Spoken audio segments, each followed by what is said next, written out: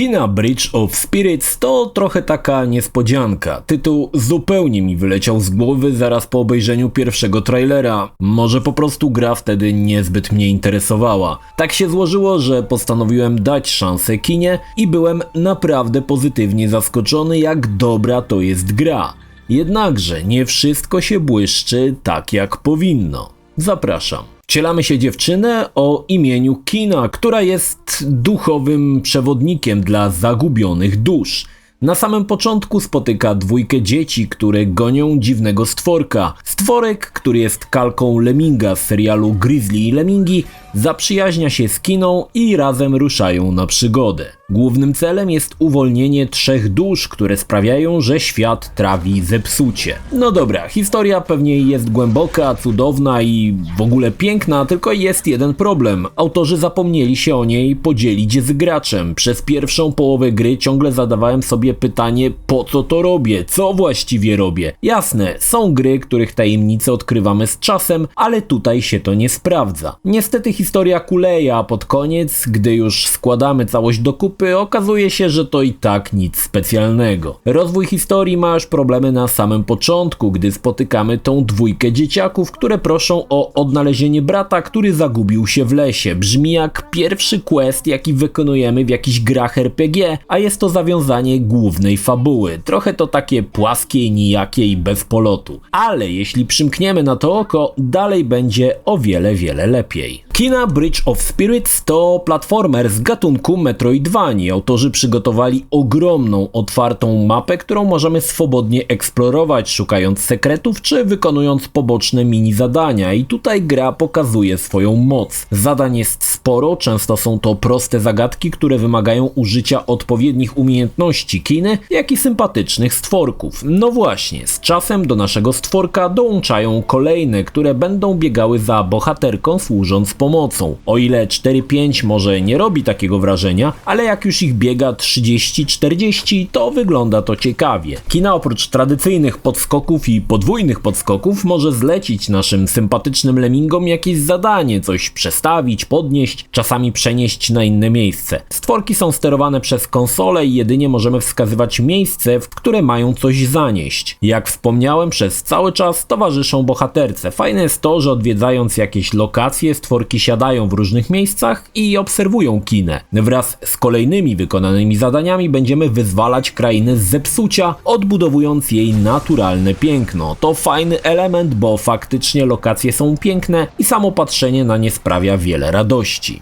W grze od czasu do czasu przyjdzie nam walczyć ze stworami zrodzonymi z zepsucia. Tutaj kolejny problem, brakuje jakiegoś zdefiniowanego złola. Owszem, jest zepsucie, które jest bezosobowe, przeciwnicy wyglądający jak leszy z Wiedźmina też są całkiem nieźle zaprojektowani, ale brakuje jakiegoś odgórnego zła, które tym wszystkim zarządza. Ale być może się czepiam bez sensu. Spotkanie z przeciwnikami kończy się walką, która jest również wyjątkowo ciekawie zrealizowana. Kena może walić kijem, robić uniki czy blokować ciosy. W trakcie walki może wzywać nasze sympatyczne stworki, ale żeby to zrobić, musi zwiększyć ich odwagę, co symbolizują żółte kule w rogu ekranu. Jedna kula pozwala zrealizować jeden atak z lemmingami. Na początku mogą jedynie dezorientować wroga, dzięki czemu możemy dać mu spokojnie klapsa w dziąsło, a z czasem Kena nauczy się tworzyć specjalne bomby zatrzymujące czas, czy strzelać z łuku, dzięki czemu będzie można prowadzić walkę na dystans. Rozwój postaci ma dobrze dobrane tempo, co jakiś czas dostajemy nowe moce i umiejętności, które zwiększają nasze szanse w walce, ale i pozwolą wejść do wcześniej niedostępnych obszarów. Jeśli gdzieś znajdziemy lub stworzymy specjalną kroplę wody, nasze stworki mogą zmienić się w wodnego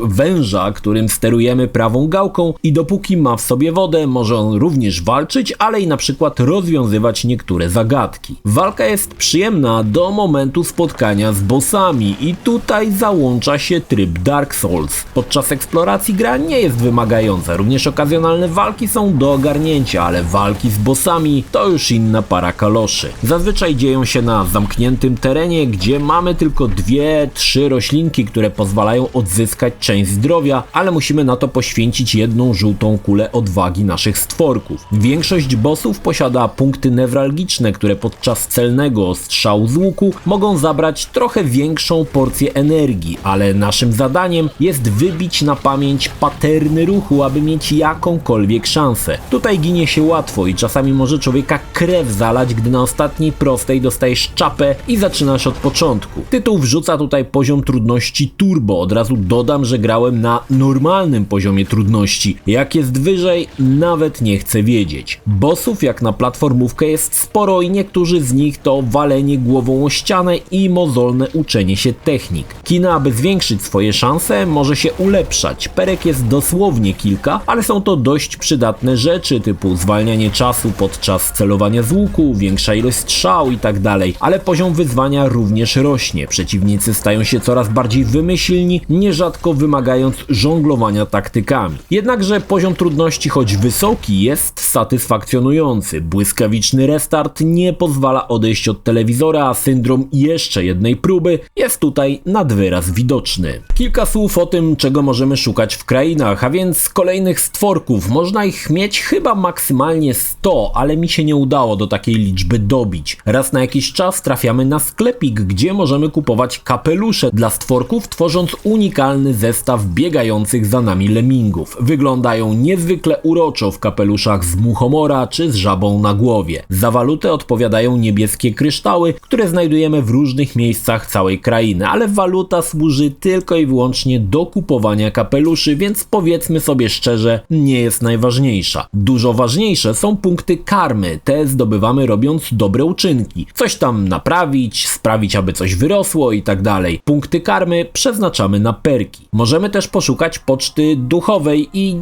nie ja wymyśliłem tą nazwę. Każdy z zebranych listów otwiera kawałek głównej wioski i nowe tereny do eksploracji. Kina może też uruchamiać specjalne niebieskie kryształy, które otworzą drzwi lub uaktywnią jakiś mechanizm. Czasami trzeba chwilkę pomyśleć, aby ogarnąć, czego twórcy od nas żądają. Odnalezienie tego jest również niezwykle przyjemne. Przyznam, że każda kolejna nowo otwarta część krainy sprawia, że miejscami można czuć się przytłoczonym ogromem świata. Zwłaszcza gdy stoimy na jakimś klifie i wszystko w zasięgu wzroku jest możliwe do odwiedzenia. Co ciekawe, nic się tutaj nie dogrywa. Możesz śmignąć przez całą ogromną krainę wszerz i wzdłuż i loadingów nie uświadczysz. Jeśli jednak bieganie kiną leży ci tak sobie, możesz skorzystać z błyskawicznej, szybkiej podróży i przenieść się do wybranego miejsca mapy. Pięknie wygląda oprawa. Kraina została zaprojektowana po mistrzowsku. Miejscówki cieszą oko. Do tego często przygrywa spokojna japońska muzyka i w ogóle gra czerpie garściami z japońskiej architektury czy wiary. Wszystko to sprawia, że gra podczas eksploracji jest niezwykle relaksująca i po prostu fajnie się bawisz, nie śpiesząc się z niczym i zaglądając w każdy zakamarek misternie zaprojektowanych miejscówek. Dawno nie czułem takiego odprężenia, po prostu zanurzając się w grze. Przyznam, że takiej oprawy po mało znanej mi grze się nie spodziewałem i byłem bardzo miło zaskoczony. Gra na PlayStation 5 może działać w 4K i zablokowanych 30 ramkach lub w 60 ramkach, ale z dynamiczną rozdzielczością. Dodam też, że nie ma polskiej wersji językowej. Kina Bridge of Spirits to niezwykła niespodzianka. Gra nie miała zbyt dużego marketingu i jest trochę takim królikiem z kapelusza. Dla fanów platformerów, którym takich tytułów może ostatnio trochę brakuje,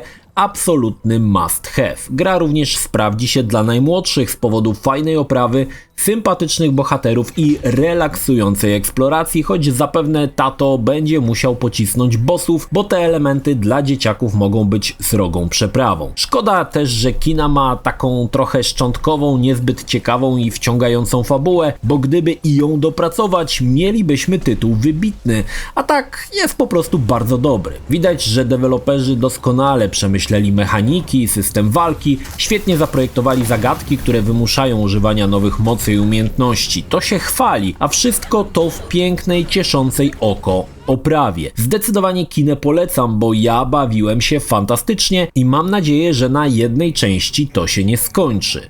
Polecam.